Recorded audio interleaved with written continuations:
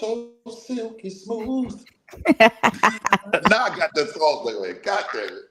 Just let it shine through, yeah. Oh, what's up, D'Amico? What's up, Nikita? Y'all, we are back. Episode 14. 14 episodes. Yeah, episode 14 of Versus and Bash with Think and Bash. And we got a new member. Apparently, Bash, we have a apparently we have a new member amongst us. Because We got a third. AI says it's three of us. You know what I'm saying?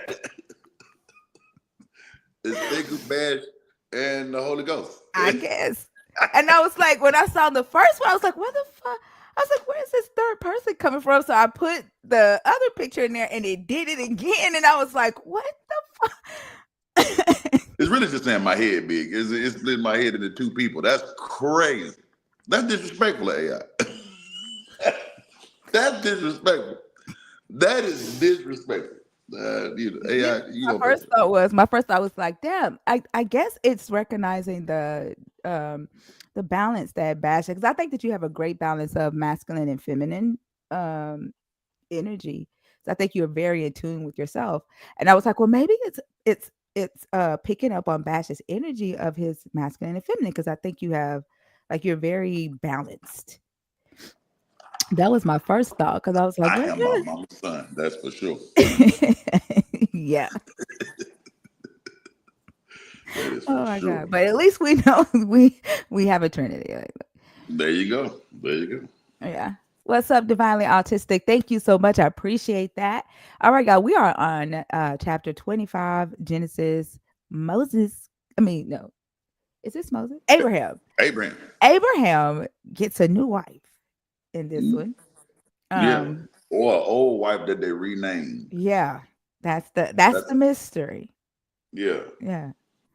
Let's see what he do. Okay. All righty. Let's see. Hold on.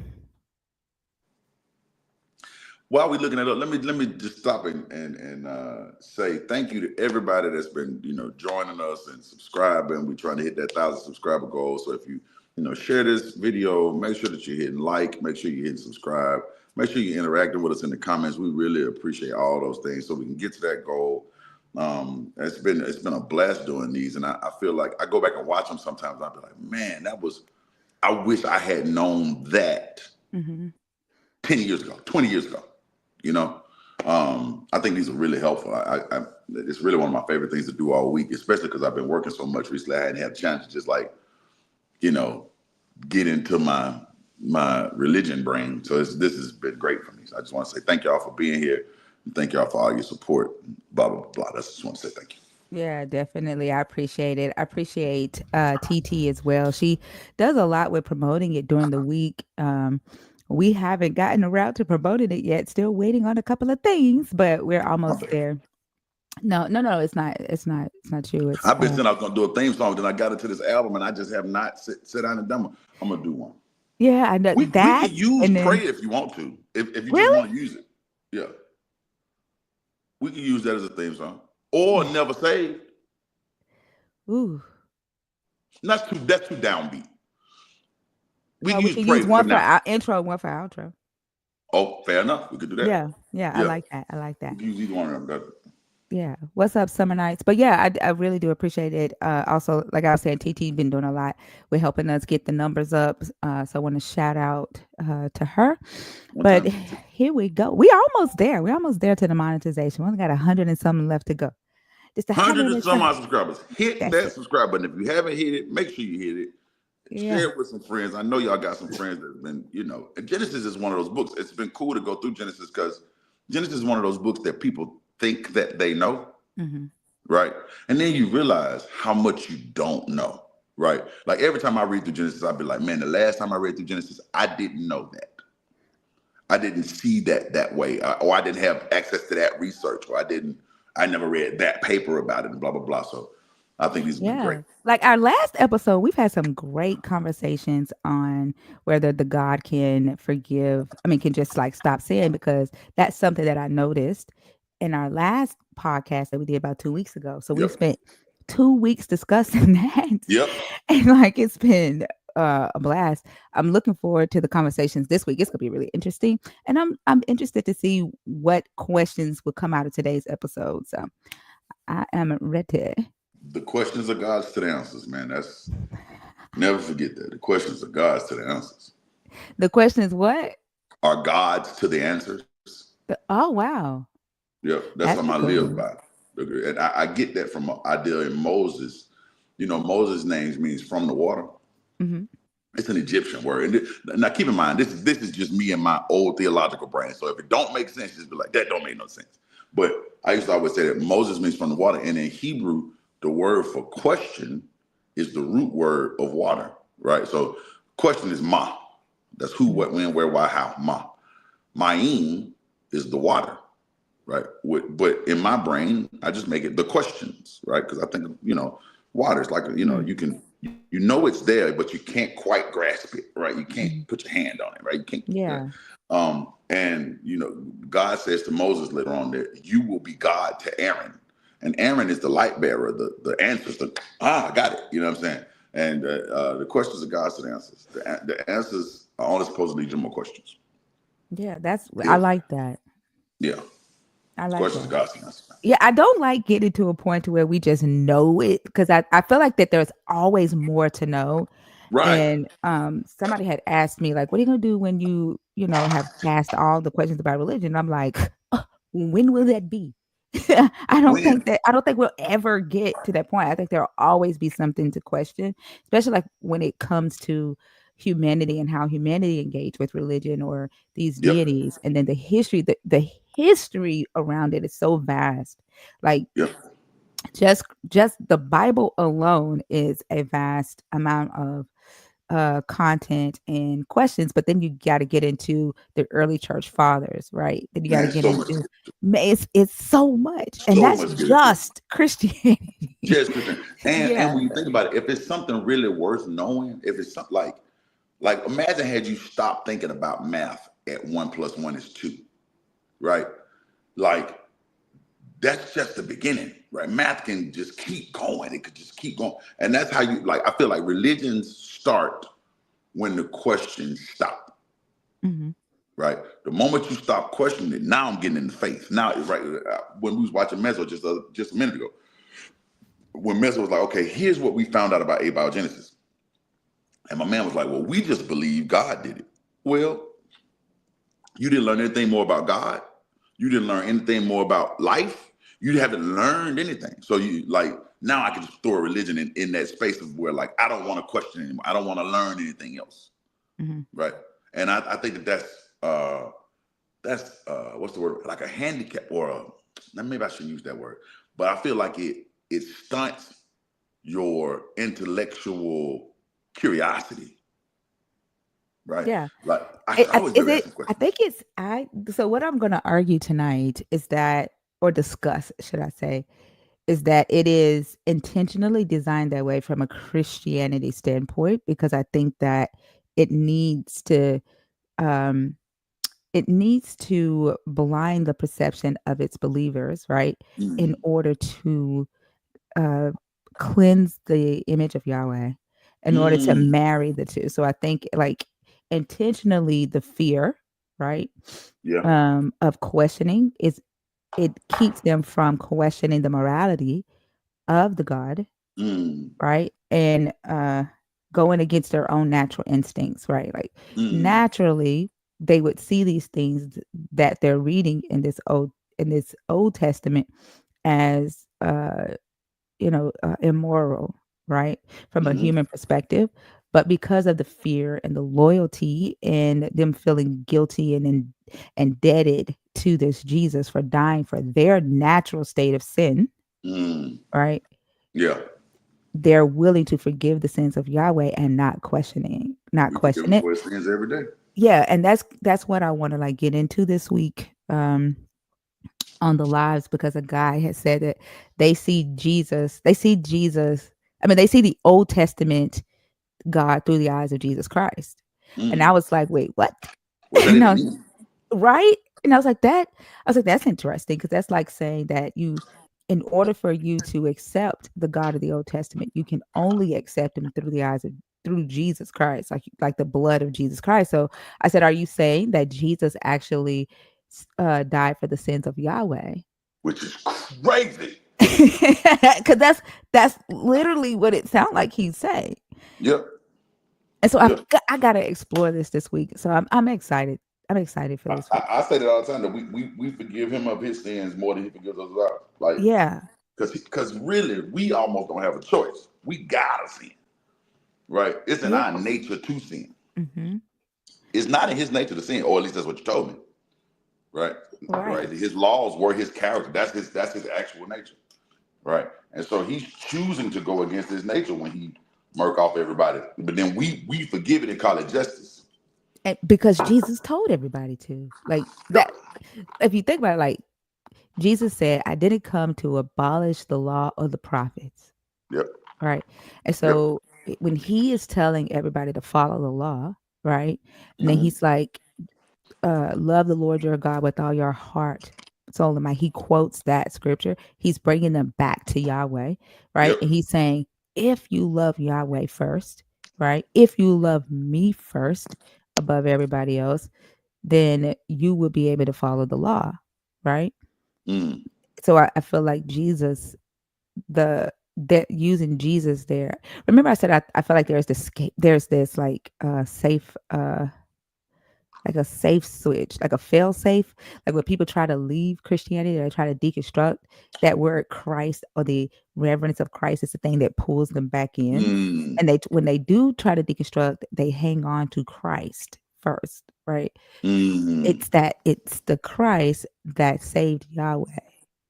And it's the fear of Yahweh that keep like it's I don't know how to explain it, but I it's What if, hear me out here and just hear me out. What if Jesus came to die to like set things even? Like, okay, I know my daddy killed a bunch of y'all. So I'm gonna come die so that we even. We could just start over. That's a good thought. Isn't that what Marcion thought? Well, no, not Marcion didn't think that Jesus was Yahweh's son, but he thought that Jesus came to set the thing straight that the God of the Old Testament did. And that's why he died. So it's a Mm. different God that sent Jesus here to set straight what Yahweh messed up. One time for So Marcion. Marcion was insane, but one time for him. so yeah, it's a lot of questions. I hope you coming tonight because I'm ready to get deep into that. Um Pause. Pause. what? Say that sentence again. Say exactly what you just said one more time. I'm not. One more time. Say it again. No, And I then just listen to heard me it. simply I say. just heard it. I just heard it in my Okay. head. Okay. Okay. I'm Okay. not saying. I'm Okay. not gonna. Big pause. And it would have been all right till you said I'm ready to get deep into that. Then it was like, wow. Wow. Is that what we on? This is a Bible study, man. Oh my gosh, you know what I mean. You know what Yeah. Yeah. I mean. But I am ready. Oh, you gonna double down. So you're doubling down, is what you're saying. I'm doubling Wow. down. Wow. Okay, fair. Let's see. Mac Lester said, "Do you think Jesus believed he was part of a Trinity?" Mm. That's a good question. Goddamn. You know what? That's worthy of a A Nikita, lot. she said it. Don't blame me. She said it. I just heard it. That's a good question. I don't That even know if I thought about that. That's a good question, man. damn, Mac, that is a great I'm gonna question. go read the book of Matthew and see what I can dig out of that. Because I feel like Matthew would be the best book to kind of ascertain that information. Because But did by the Jesus time talk you get about to the Spirit? John, huh? Did Jesus ever talk about the Holy Spirit? In John, he did. Yeah, In in John, John. John chapter 3, he talked. That's where he talked to Nicodemus, and he talked about the Spirit. You know, being born again of the Spirit. He talked a lot about it in John. But I feel like in John, you kind of making fetch happen by the time you get to John. Yeah, because John, like we know, John is a different gospel. But like in the Synoptic Gospels, though, did he talk about like one of them? He blew the Holy Spirit onto them when he died. After he died, Yeah, it so said receive the Holy Spirit, something like that. yeah, Yeah, I'm gonna go read. I'm gonna read the book of Matthew again and see maybe with that question in mind and see if anything pops out. That's a good one, Mac. That's a good one. What's up, Lords? Lords, what up? All right, you ready to get into Ready to get Abraham's into it. second wife Let's get into it. or third, whatever, third one? Yeah. Okay, so Abraham took another wife whose name was Keturah or Hagar. She bore him Zimran, Joksan, Midian, Ishbak, and Shua. Joksan was the father of Sheba and Dedan. The sons of Dedan were Asherim, Letushim, and Lenimim. The sons of Midian were Ephah, Epher, Hanak, Abida, and Eldah. All these were the children of Keturah. Abraham gave all he had to Isaac, but to the sons of his concubines, Abraham gave gifts while he was still living. And he sent them away from his son Isaac eastward to the east country. So he left Isaac everything and left Hagar and Keturah's children absolutely nothing. Mm. He gave them gifts while he was still alive, but no inheritance. Mm. Is that what that's what that's saying, right? That's what it seems like it's saying. That's what.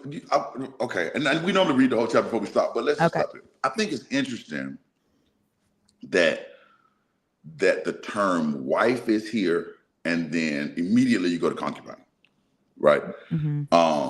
So that there's because a lot of times people, you know how like when you read over in Deuteronomy, they'll be like, oh well, you had to marry them, right? Mm-hmm. You had to marry. She becomes your wife, right?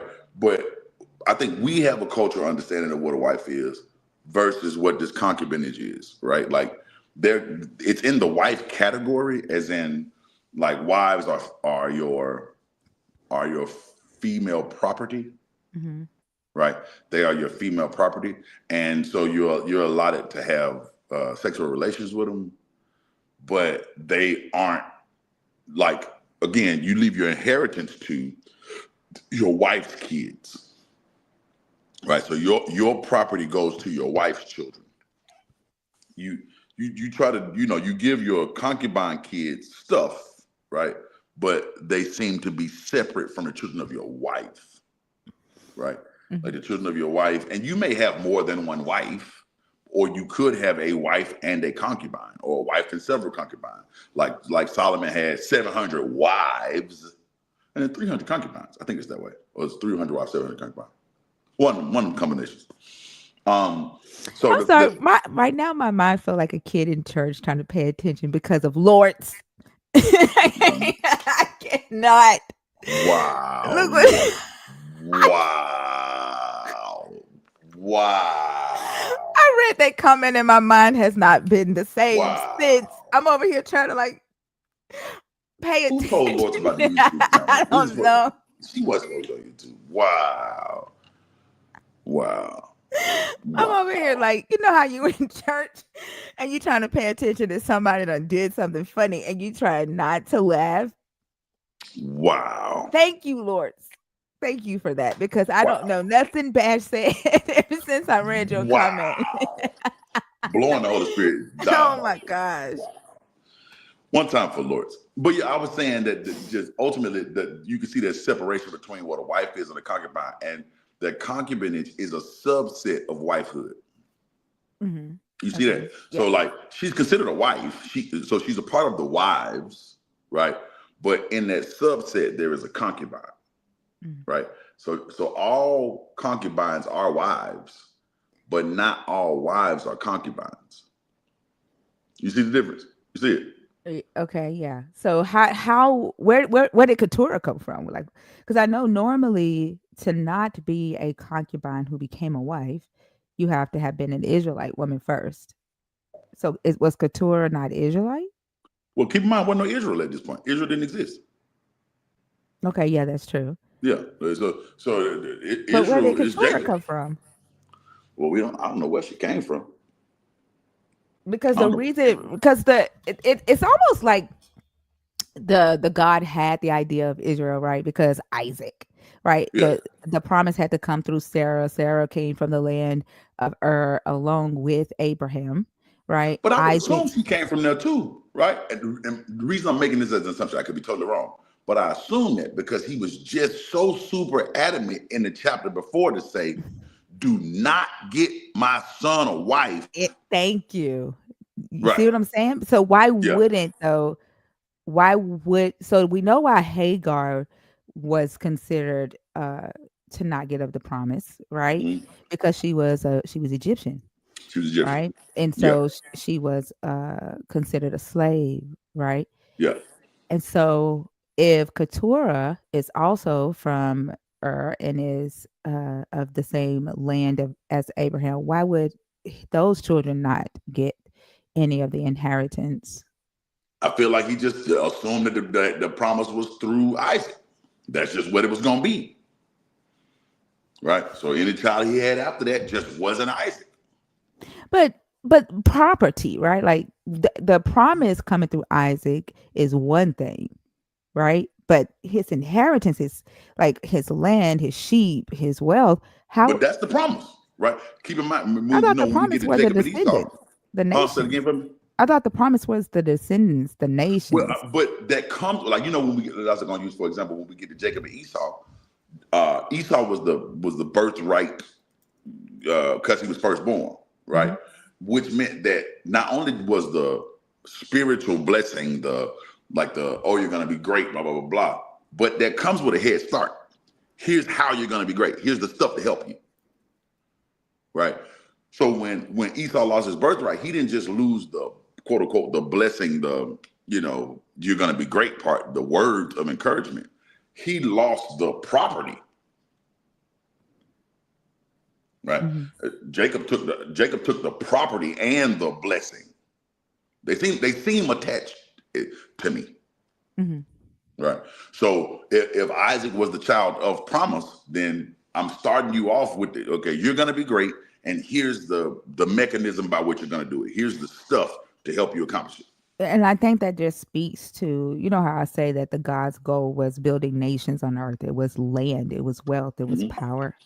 And when they switch it to Christianity, to being all about saving souls and spirituality and original sin concept, that just kills it all, right? Because Yep. if it wasn't about materialistic things and things that manifested here in the physical realm, then it wouldn't have mattered had Abraham's, split his inheritance with all of his children if the Right. promise was the spiritual thing that came through Isaac and it was Right. Jesus.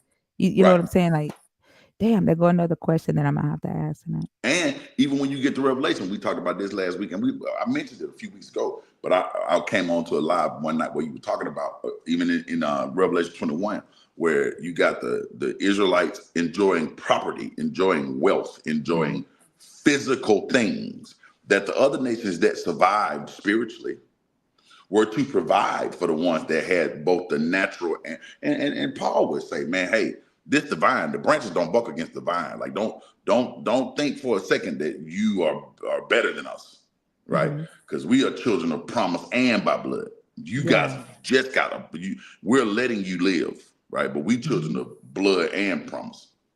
Yeah. Which is probably why in New Jerusalem they're the ones that are where the God is, right? Mm-hmm. Where Mm-hmm. and then everybody else is serving them because it's Serving like, them. oh, Yep. here's how you're going to partake in the promise. You're Yes. gonna and you don't get both the actual physical inheritance. You get to You be just get to around live. it. Yeah. Yeah, You you get to get to live. live and be the original laborers that Yahweh wanted in the garden. Right. And we gonna reign with him. And you gonna I asked somebody this other day, if everybody in heaven is reigning, who you reigning over? Hmm. Right? So you gotta reign over somebody. And you're reigning over those who are spiritually grafted in. You're reigning over those who like these are still the concubines are still your brothers. They are your brothers, right? But one of y'all definitely has an advantage over the rest. Right. Mm. And that's why you have to present your body as a living sacrifice. Holy and acceptable. Interesting. All right, you ready? Hmm. All right. This is the length of Abraham's life 175 years. Abraham breathed his last and died in a good old age, old and full of years. Died in a good old age. Why does this sound country? Country as hell. How the hell Give me does a it good sound time. country? Damn, in the ancient Near East, Good old Abraham lady. died in a good old age, old and full of years, and was gathered to his people. His son, his sons Isaac and Ishmael buried him in the cave of Machpelah in the field of Ephron, son of Zohar the Hittite, east of Mamre, the field that Abraham purchased from the Hittites. There Abraham was buried with his wife Sarah. And the death of Abraham, God blessed his son Isaac, and Isaac settled at Ber-lahai-roi. Hmm. And that's the same place where Hagar saw God, right? Mm-hmm. Yep. Ain't Right. that crazy? Hmm. And then the fact that like so they Sarah put Ishmael out. The last we heard about Ishmael and Hagar, they was in the desert somewhere about to die. Yeah. All right. And she was carrying him. He was like 30.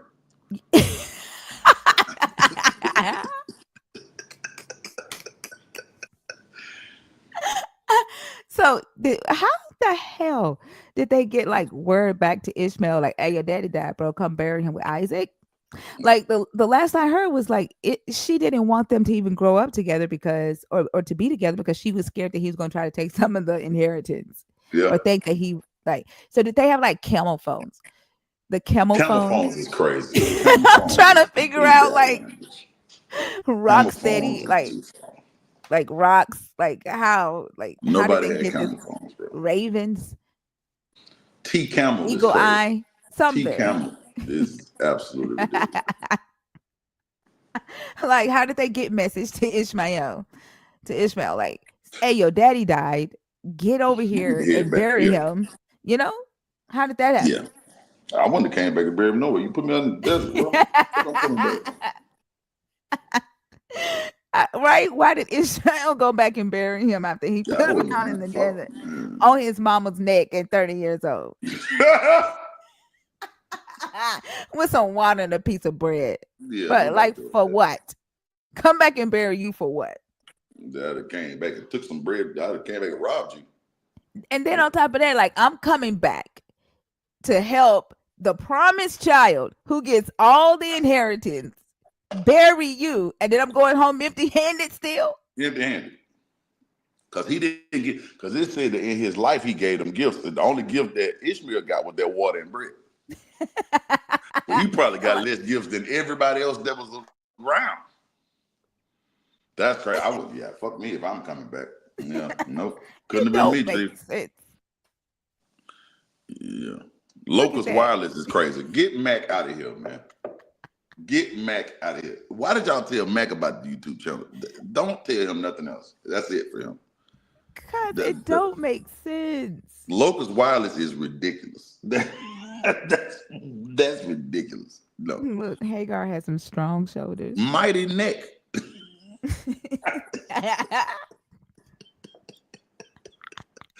Carried around a grown man. That neck mighty as hell. 30 years old. Man, that is crazy. Okay. What's up, TT? All right.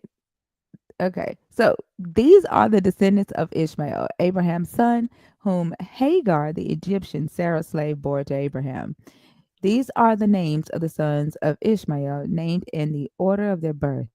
Naboth, the firstborn of Ishmael, and Kedar. Keep in mind, I think this is where the Abimelech king was, right? Okay. This is actually where I think this is where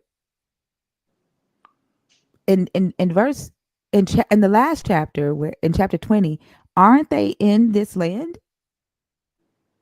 Where are they? Where is Naboth? Uh, Where do I have to read Naboth's name all the time on the live? Where am I neighbors. reading? Oh my God. I have to read Is that this the name a same lot. neighbors? Uh, yeah, I'm trying to see where am I reading this? I have to read that name a lot, almost every damn night. I can't remember which chapter it's in. Like, Neighbors. Wait a minute. That name sounds really familiar. Neighbors. Um, wait. Neighbors. Somebody, oh, somebody that's in said it. Isaiah 60. That's in Isaiah 60. That Oh, that's where it's saying the tribes of Naboth shall minister to you. So it's saying it's saying Ishmael's children yeah, are going to be the servants of the Israelites. So yeah.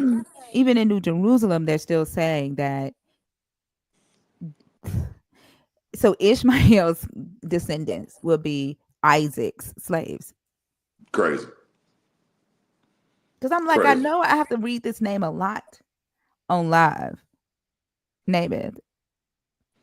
crazy.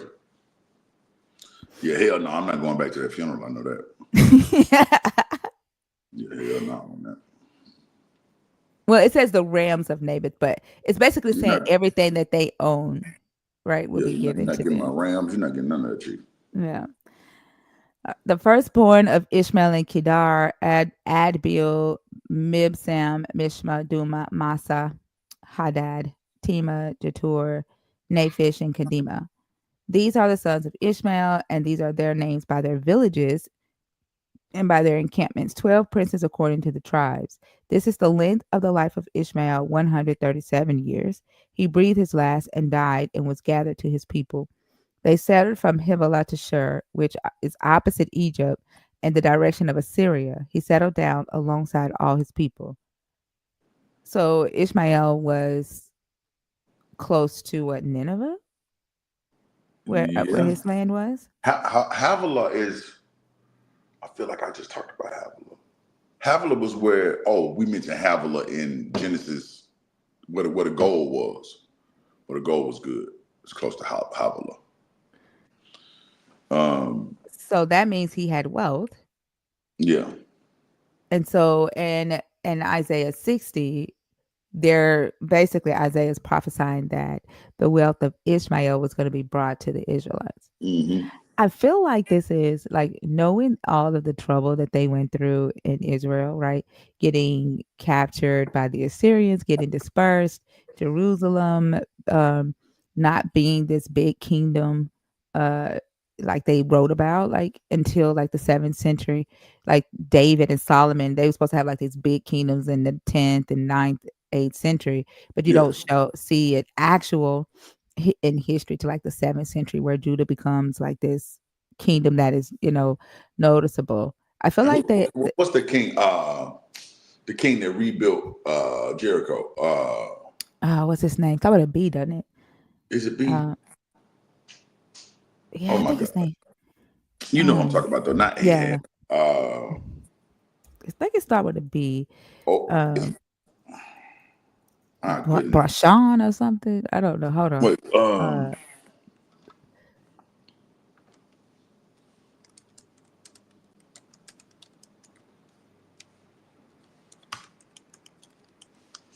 Halil of Bethel. That's his name. okay, yeah, yeah, yeah. And then there's another king. Oh my God, it just popped to my head. Um, Omri. That's what I'm thinking about. Oh, the Omri. Amorites. Yeah, Yeah. Now Omri. Omri. Now, okay. So in actual history, he built a thriving urban center. Right. Yes. Israel was a thriving center in the north, a thriving city. They had Uh, not reached statehood yet. yeah, Omri died but before Omri that. was a big deal. Yeah, yeah, Yeah. Yeah. But I feel like they wanted what other people had. Does that yeah, make sense? yeah. Like for Absolutely. them, yeah, and for them to be writing this because they wrote stories saying that they were this big nation. That like they even wanted what the North had. Yeah. And I think like they were so jealous of the North and they felt like they were the true heirs of the land that the North conquered that they wrote negatively about them in this book too. And vice versa, right? We gonna see that in a little while because one of the main things that you gonna picture that you're gonna find out is when the North start talking about the tribes, like in Genesis 38, when we get it, unfortunately we're gonna get there eventually. But when they start talking about all the other tribes, they don't ever tell you how them tribes came to be. They just say, oh, and such they had some kids, and that's the tribe of Levi, and that's the tribe of Reuben, and that's the tribe. But when they get to Judah, they give you that whole story about how Judah was nasty, and his children was nasty, and they was hunching on that little girl, right? And every time they talk about Judah, they be like, they nasty down now, they filthy, they don't know how to do right, right? That's kind of the running joke about Judah through the whole thing, is that I think they do it to each other, but Judah was like, they really had to have been jealous of them, because Judah was like, in actual history, right? Yeah.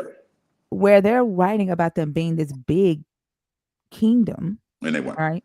They weren't. They were like 20 villages spread out across, you know, maybe 1,000 acres of land.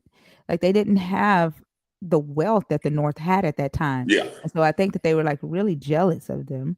Yeah, fair. And so I think that I definitely think there was some animosity between the two.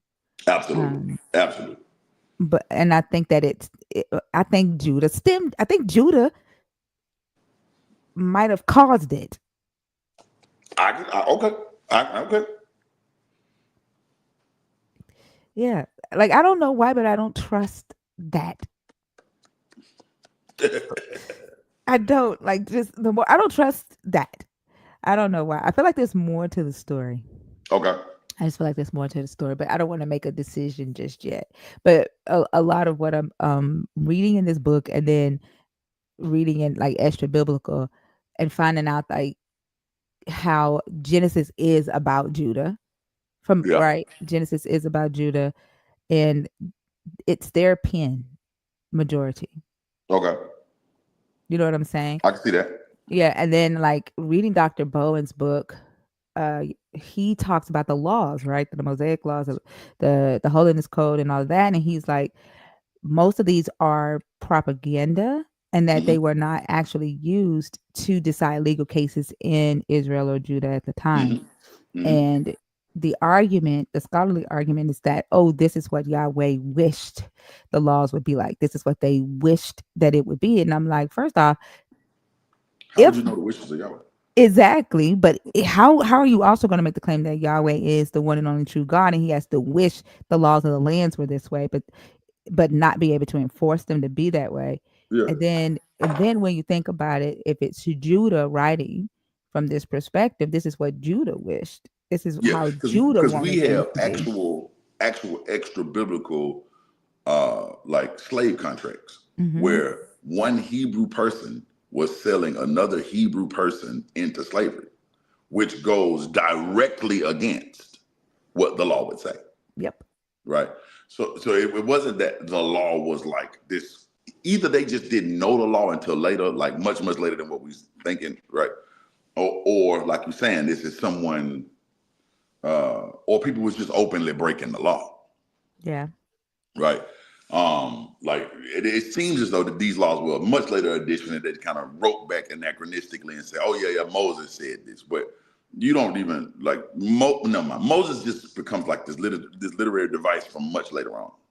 Yeah, considering like the whole Sinai covenant was not written until 7th century BCE, when Judah was a nation. Like, Right. Judah wasn't a nation before that, right? And they had to like write their history back to say, oh, we've been a nation for this many Yeah. centuries, right? Right. They actually did not become a notable But, nation that anybody cared about until 7th century BCE, and that's when the Sinai covenant was written.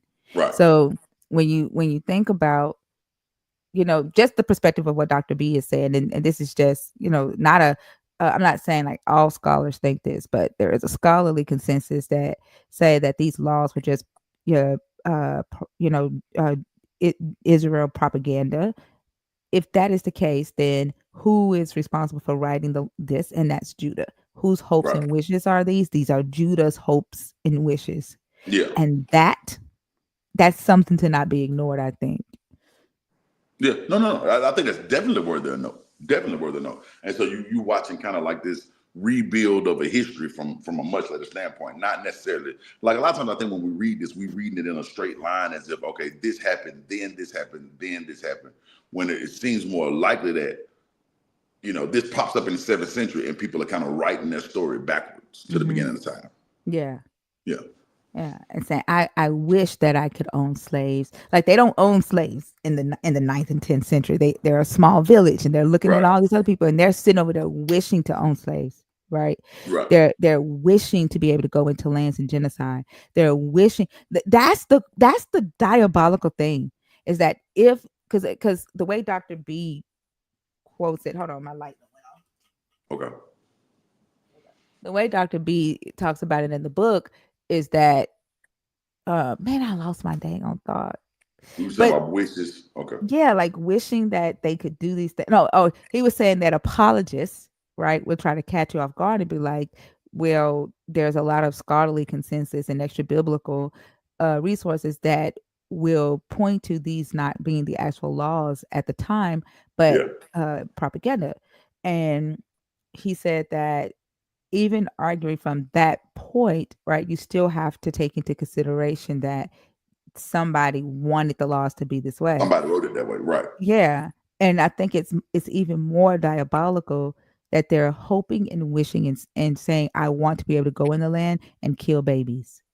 You know what I'm saying? And be able to like kill innocent women and children and men and take their land like they're coveting while saying, "Thou shalt not covet." Hebrew Israelites. Right? Because it's basically breaking one of the freaking moral codes if you think about it. Like you're Cousin. writing backwards, right? Yeah.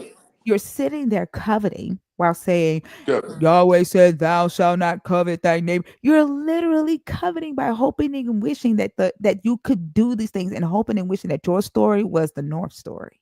You Mm-hmm. wish your story was the North story to the point to where you wrote about this whole Joshua conquest, the Canaanite conquest, made up this whole story, right, of this conquest to mimic Josiah and what Josiah did. It's just I don't Mm-hmm. know. It's crazy to me. And just seeing Mm-hmm. how they're like, "Oh, here's the wealth that Ishmael gathered before he died," and then Mm-hmm. recognizing the names and the things that we've already read, and it's like, "Oh, that was a wealthy place. Oh, he had that much wealth. Oh, aren't they saying that this is going to go to the Israelites? Wait, isn't that supposed Mm-hmm. to go to the Israelites?" It's about them taking you know what I'm Yep. saying? Covering It's people stuff. yeah, Yep. Yep. it's Yep. crazy. It's crazy. All right. These are the descendants of Isaac, Abraham's son. Abraham was the father of Isaac, and Isaac was 40 years old when he married Rebekah, daughter of Bethuel the Aramean. That's another thing for the Black Hebrew Israelites. Bash, do me a favor, put your eye in the camera again. For the Black Hebrew Israelites. And Isaac was 40 years old when he married Rebekah, daughter of Bethuel, the Aramean of Padan Aram, not West And you find out Africa. that Isaac himself, or was it Jacob that was an Aramean, a Jacob wandering Aramean? Jacob was a wandering Aramean. It was So Aramean. it's Rebecca, a wonder. He said, "Go get the wife for my son from my land."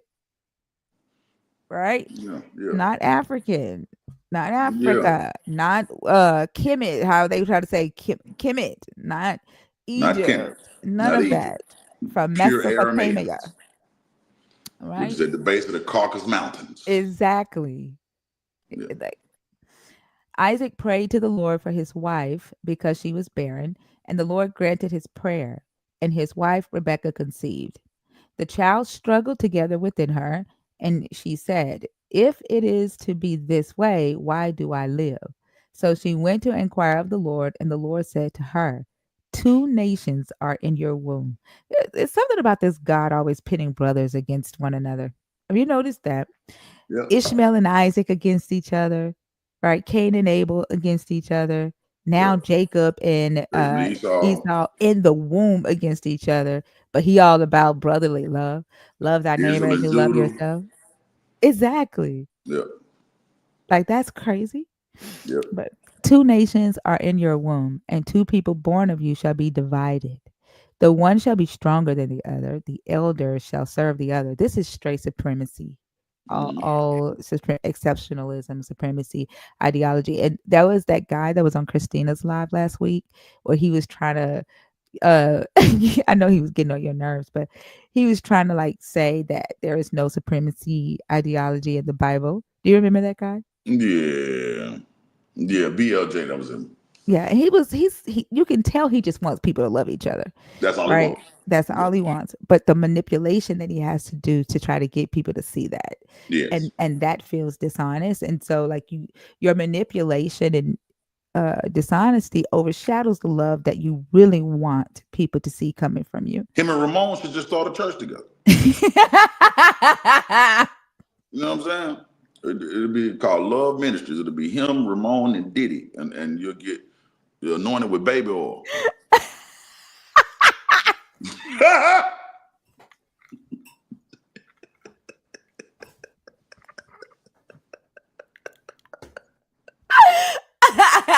Oh my gosh. Oh my gosh. My bad. That was too far. My That bad. was funny as My hell. bad. Yeah. I shouldn't do What's up, Selena? Oh man. But we love you, Ramo. We love you, Raymond Noodles. Yeah. One time for Top Raymond. Yeah. Prophet Brother Love. There you go. All right.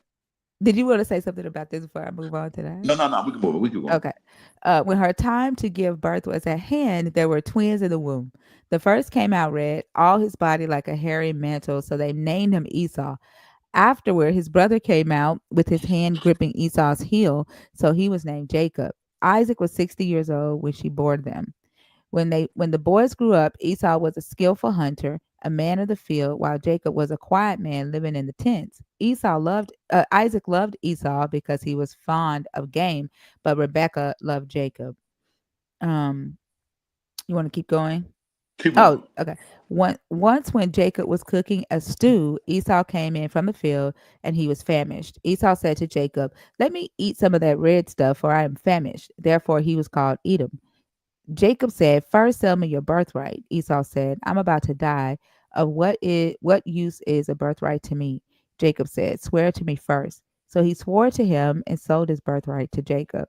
Then Jacob gave Esau bread and lentil stew, and he ate and drank and rose and went his way. Thus Esau despised his birthright. This is all about the north and the south. I Mm-hmm. swear.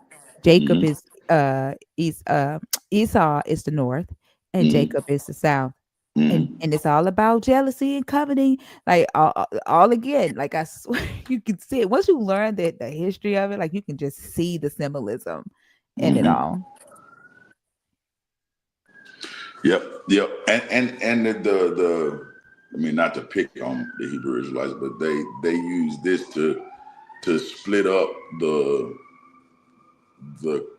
Europeans from the Africans, Hmm. right? The Esau is the supposed white man, right? And it's like, well, at worst case, y'all still twin brothers, right? At the worst case, we still twin brothers, but they try to use that to be like, oh man, Esau, that's the white man, and Edomites, and yada, yada, but none of that makes any sense. These are just Aramean children. Like both of these children are Aramean. Yeah, Right? and like I think it like one of them were architectural.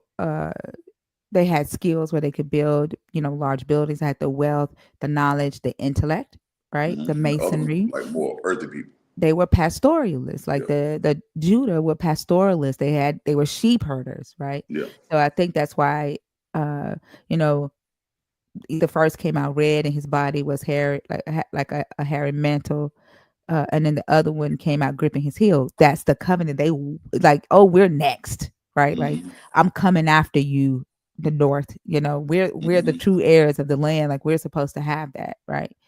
Um, and then what it says, like the boys grew. Esau was a skillful hunter, right? A man of the field, and Jacob was quiet. That's that. I think that's describing like the highland. You know what I'm saying? Like, Mm-hmm. it's just I can't help but see it. Once you know it, Once you you see it, you can't see it. unsee it. Yeah. That's how I Yeah, feel about JDP. Once you see it, you can't unsee it. yeah. Yeah. Yeah, once you see it, you can't see it, and it kind of puts into focus. And you'll notice this a lot with like Judean writing. Like we don't like the big city. We don't like people with um, technology. We're country simple folk, But right? I think they Uh, coveted it. I think they did like it because they eventually wrote and well, said I'm that the they. folks, not the stuff, the people. Like so, Oh. if you have it, we don't like you. You find that even when you get over into Joshua, where like, the Lord was with Judah, but they couldn't beat the folk in the valley because they had higher technology, Mm-hmm. right? And so you see even going back to Cain and Abel, right? Oh, Cain was out there working he was farming with the animals, right? And And inventing stuff. inventing stuff. You know, Abel was a simple country boy, just growing his stuff, you know what I'm saying? Um, And God it's, loved his gift more than the event. Like, oh my God, it's starting to make so much sense. yeah, yeah. They were all about the we simple country folk, and because we're simple, that we're gonna inherit the earth. Blessed are the meek, right? Like blessed are the meek, they shall inherit the earth, right? Like the whole idea of like just living a simple, not don't get too fancy, the resources is what we're after, but y'all using them wrong, y'all doing too much, y'all too complex with your life. Right. The life is kind of like you remember that show Green Acres. You remember that show? Oh, I used to love Green Green Acres. Acres is the Yes. place to For be. me. Yeah. Yeah. I used to love Green Acres. Farm living is the life for me. Or, Yeah. or or even Beverly Hillbillies, right? These simple folk that just come into the wealth, right? But they Mhm. never change that we still hillbillies. We still, people of the earth, people of the salt. And that's you kind of see a story kind of like that developing here. So all the big nations, the Babylons, the Egypts, the Assyrians, the Syrians, the Medes and Persians, the you name them, right? Y'all too fancy, and eventually the simple boys is gonna get it, right? We're gonna take all of this from you. Yeah, Man, this is blowing my mind right now. yeah, yeah.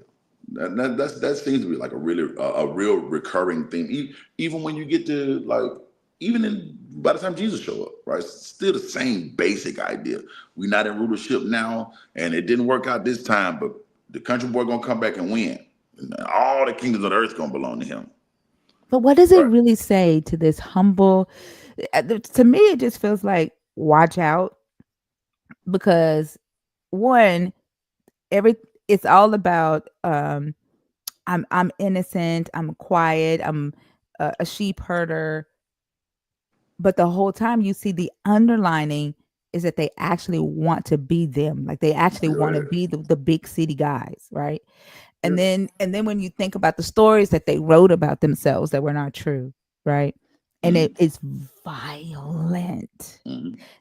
Their thoughts of how to acquire what they want is very devious and violent, while at the same time putting this layer of sweetness and love on top of it.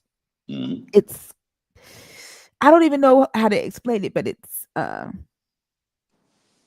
kind of what reality is kind of like what we see today. Does that make sense? I don't know how to Mm-hmm. explain it. I don't know Mm-hmm. how to Mm-hmm. I explain hear what what I'm you're seeing saying. right now. Yeah, Uh, I hear what you're saying.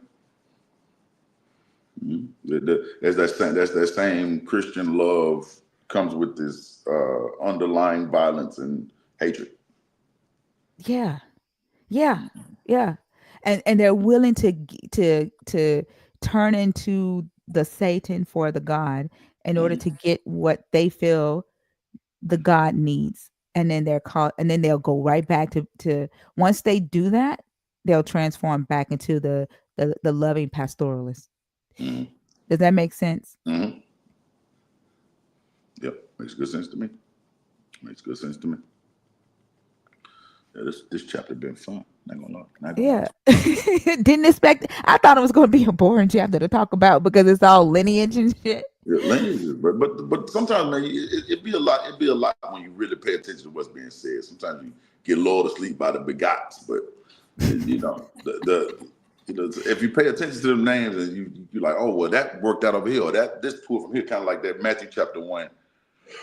That Matthew chapter 1 chapter when you get to Matthew 1 and 11 and you find out about Jehoiakim, and you're like, oh, that's an important name because that is Jeconiah or Jeconiah or Jehoiakim, and then you go, okay, this name right here is important, right? That one little name takes you to a whole different story back in Jeremiah, and you're like, wait, now that's interesting, but it was a boring list of names at first, yeah. Yeah, yeah. I think it also helps for us to be neurodivergent because I don't think it. I don't think if we were neurodivergent, we would have picked up on names and been like, "Oh, wait a minute, I know how to said that name 1,000 times. Like, where did that come from?" So yeah, I think that helps too. Yay, neurodivergence. I think that might be the third person that's showing up in the Brat video. The thinker badge and neurodivergent. Neurodivergence in the background. Yay. By the way, I said something to y'all wrong the other day. I told y'all to watch a thing called Exploding Cats. It's not called Exploding Cats. It's called Exploding Kittens. Where did you say that? What did you tell us? Remember I told you about the cartoon I've been watching? That's about God being a cat. Yeah. It's called Exploding Kittens. And it's on Netflix? It's on Netflix. It's hilarious. Okay. It's hilarious. Yeah. All right, I'm going to check it out. Yeah, if you get a minute, it's really good. It's really good. But yeah, shout out to Neurodivergence and shout out to y'all for sticking through us with all of these and thous and begats and begittings. Yeah, yeah. I appreciate y'all. Next week it'll be chapter 26. Mm-hmm. And that will be about Isaac and Abimelech, where Isaac picks up on what his daddy, he picks up the family business. Pimping. Pimps up. Holds down. Yeah. Holds down. One time. Yeah. Well, I will see y'all. You going live today? I may go live a little later. I'm about to go I've been doing my walking, so I'm about to go do about 3 miles now, or 2 miles.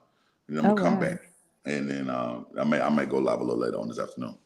Sounds good. If not, I will see y'all later on tonight on live. Hopefully you can make it. I'm excited about this week's conversations. Love y'all so much. Don't forget to share the live with your family and share the podcast with your family and friends. Help us reach that 1,000 subscribers so that we can begin to monetize. Our goal is to be able to put the show on the road. That's our goal. Yeah. Yeah. Be in front of big ones one day and discuss all of this and maybe take callers and stuff. Yeah, wait, just Divine Autistic. Let me put you on game on. Jeconiah or Jehoiakim actually butted up with the kind of going back into what we're saying. When Babylon came and seized Israel, Jeconiah or Jehoiakim was king, and he basically kind of just got along with the Babylonians and made a bunch of money. And Jeremiah did not like that. Jeremiah said, God said, you'll never be king again, and none of your children will be king. And that's why that name is so important in the lineage of Jesus, because none of Jeconiah's kids can sit on the throne. Mm-hmm. Yeah. So that's that whole thing. But anyway, good chatting with you guys. I'm gonna go out here and get this little movement in. I'll see y'all later on this evening. Thank you again. Thank you. It's always a blast and a blessing. All right, same too. Have a good walk. Love y'all so much. Thank y'all. Hit the subscribe button, turn the notifications on, and share the podcast. Until next time. Bye.